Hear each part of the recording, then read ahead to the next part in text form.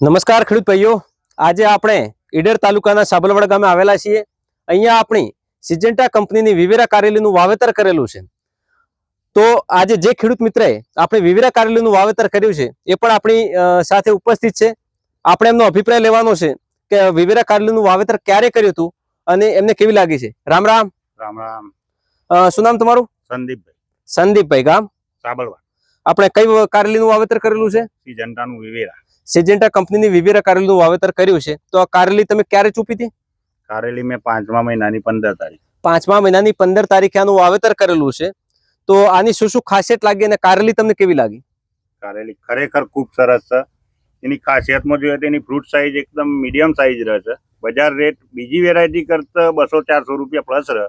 Plus એની thickness એકદમ મજબૂત આવે છે। આ ખોચા, કલર બધી રીતના ક્વોલિટીમાં બેસ્ટ।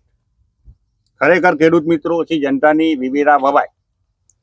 તો ખેડૂત મિત્રો, જેમ સંદીપભાઈનું કહેવું છે કે જે 5મા મહિનાની 15 તારીખે એમણે વાવેતર કર્યું હતું અને હમણાં જે છેલ્લા 1-2 વખતથી આપણે એમના ગામ, તમે ગામમાં જ વેચો છો ને?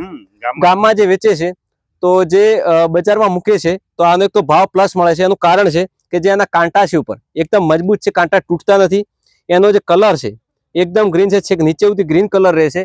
અને તમે આખું ખેતર જોઈ શકો છો, એના વેલા જોઈ શકો છો કે વેલા કેવા છે। જે એનું ફ્રૂટિંગ છે એ પણ તમે અહીંયા જોઈ શકો છો કે એકદમ નજીક નજીક એનું ફ્રૂટિંગ લાગે છે। હમણાં તમે ખેતરમાં ફ્લાવરિંગ પણ જોઈ શકો છો, એકદમ જબરજસ્ત ફ્લાવરિંગ આવેલું છે।